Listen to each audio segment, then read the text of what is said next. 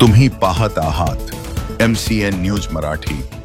हिंगणघाट तालुक्यातील वडनेर पोलीस ठाण्याच्या हद्दीतील शेकापूर येथे घरगुती वादातून सख्ख्या मुलाने बापाला कुऱ्हाडीने वार करून ठार केल्याची घटना 4 ऑक्टोबरला उघडकीस आल्याने एकच खळबळ निर्माण झाली आहे। मृतक वडील शालिक देवराव तिजारे वय 65 वर्ष यांनी आरोपी मुलगा दिनेश शालिक तिजारे वय 35 वर्ष याचे घरी जुन्या घराचे साहित्य टाकले होते। त्यामुळे घराला लावलेले कुलूप उघडत नसल्याच्या कारणावरून मुलगा दिनेश शालिक तिजारे व वडील शालिक तिजारे यांच्यात वाद निर्माण झाला।